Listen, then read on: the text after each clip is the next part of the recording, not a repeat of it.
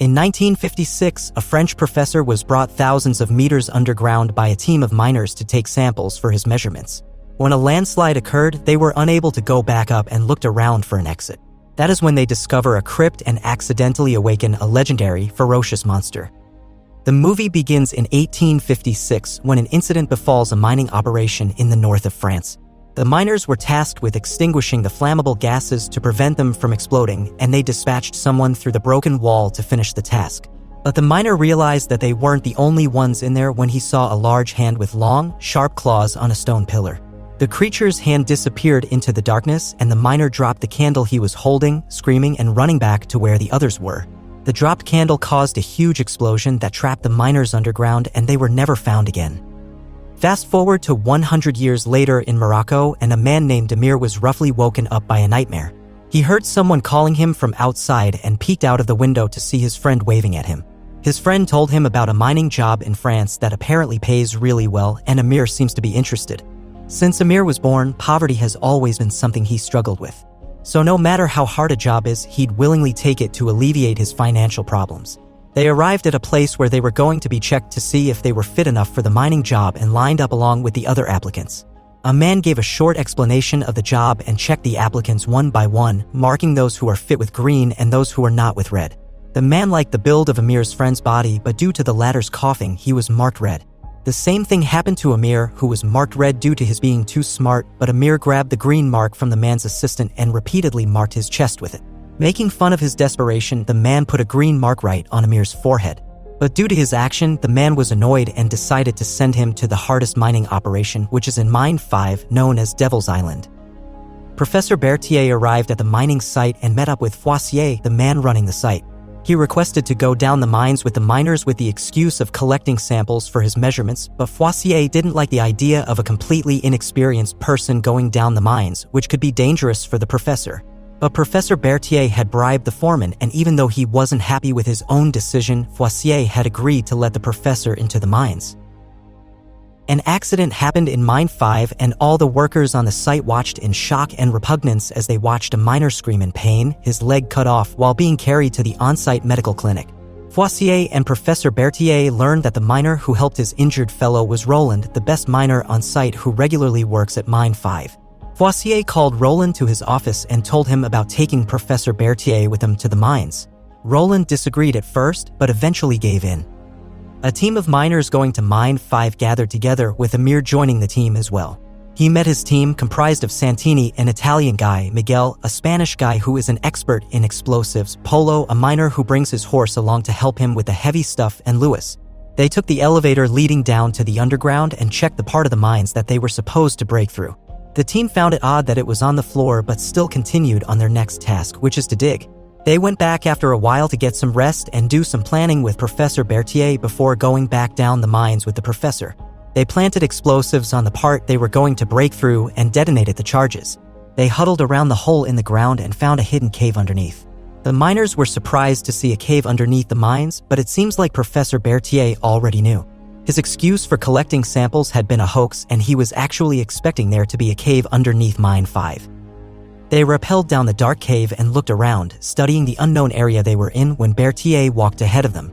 The miners tried to follow but eventually lost the professor. They searched around, calling for the professor, but their calls abruptly stopped when they discovered something. On the ground lie the remains of a person who had previously gone inside the cave. Based on the bones, it had been a long time ago. Looking around, they discovered writings on the wall that seemed to be written in blood. Reading the bloody writings on the wall, the duo crept out and was startled when Santini suddenly appeared behind them, screaming at them while holding a skeleton. They regrouped and talked about the cave when they noticed light flickering. They approached Roland, who was staring at the professor taking pictures of the cave. They approached the professor and chastised him for running off without them. Professor Berthier apologized for running off without their permission and tried to explain himself when Amir asked him about the carvings on the wall. Professor Berthier explained that he believed there was a secret crypt on Devil's Island in the cave they were in, and that secret crypt might be behind that wall with carvings on it. Roland decided to break through the wall so they could see it for themselves. An explosive was planted and the team stayed away from the explosion that broke the carved walls. They entered through the broken walls and were astonished upon discovering that behind this hidden cave is a hidden crypt. Professor Berthier collected samples from the walls inside the crypt with more carvings on them, chuckling in delight at the successful discovery of the crypt. Louis looked around the crypt by himself despite the complaints from the others who didn't want to go alone. Seeing that Louis didn't listen to them, the rest of the team followed, and that's when they discovered all the remains of the previous miners who had never been found in 1856, leaving the team unsettled. They also found a sarcophagus, and the team gathered around it with Professor Berthier studying the sarcophagus. He explained that a sarcophagus is typically associated with the ancient Greek, Roman, and Egyptian civilizations. An argument broke out among the professor and the miners as they decided what to do with their discoveries before they walked out of the crypt. Professor Berthier took a picture of the sarcophagus before following the others who approached Polo's horse. But then the horse's behavior started showing agitation and Polo struggled to calm it until it eventually ran off. Before the miners could follow the horse, there was a tremor and cracks started appearing on the walls. There was a landslide that made the cave collapse, trapping Professor Berthier and the miners in the cave and injuring Santini, who was trapped under a pile of rocks. Santini screamed as he was pulled out from under the rocks, and he was immediately tended to. Roland looked at the now-blocked entrance and then around the cave. Roland was angry at Professor Berthier for leading them into the cave and the crypt, and he had to be pulled away from the professor for him to calm down. Roland then wrapped a cloth around Santini's leg, and Santini took a deep breath before screaming in pain as Roland attempted to fix his injury. Meanwhile, Amir had strayed from the team after the collapse, and he frantically ran around trying to look for them.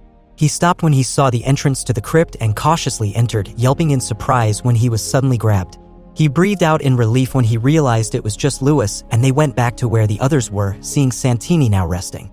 Roland and Miguel were talking when Professor Berthier approached them, unaware of what the others were doing. Amir was just watching them fail to open the sarcophagus, and when Polo and Louis rested for a while, he approached the sarcophagus and noticed what seemed to be a keyhole on top of it. Amir rummaged through his bag and grabbed the craft he had found earlier. He stuck it inside the keyhole, and they were all surprised when they heard a sound coming from the sarcophagus. Louis and Polo cheered as they opened the sarcophagus and were excited to see treasures inside the stone coffin. The duo greedily took everything their hands laid on while Amir watched on with uneasiness. He tried to go back to Roland and tell the others what Louis and Polo were doing, but Louis grabbed him and slammed him on the wall. Louis berated Louis and repeatedly slapped him. Polo screamed at him to stop, and Amir ran away from the duo, who continued their greed. Polo and Louis only stopped when they heard an inhumane growl coming from behind them, and they slowly turned to look. Amir heard their screams and was confused when Louis and Polo ran past him as if something was chasing them. They ran back to where the others were and told them about what they saw. Santini then started gasping as he pointed behind Polo. They all turned to look at Polo and watched as a mysterious creature grabbed him. They tried to chase after the monster to save Polo, but they were too slow compared to the monster. When they found him, he was already dead. Roland covered Polo's body and talked to Amir and Professor Berthier about the cave, trying to figure out a way to leave. Due to the recent events, the team had completely forgotten that they left an injured Santini behind and was only reminded by Louis, who urged them to return to Santini. Santini, on the other hand, could sense that there was something there with him. He used the flash of Professor Berthier's camera to see and was stricken with fear when he found the monster slowly approaching him. The rest of their team returned only to find the creature holding Santini by the neck. They watched in both fear and anger as the creature ripped through Santini's stomach, his organs spilling out. The remaining team members searched around the crypt, and Professor Berthier was reading the ancient phrases on the wall. They continued exploring until they discovered another chamber with inscriptions on the wall. In the middle of the room is Polo's dead horse. They found a carving on the wall of a legendary creature that Professor Berthier seemed to know about. Professor Berthier read an inscription and explained that the monster might have been an ancient god of sorts, and a cult might have been worshipping, performing rituals, and sacrificing lives.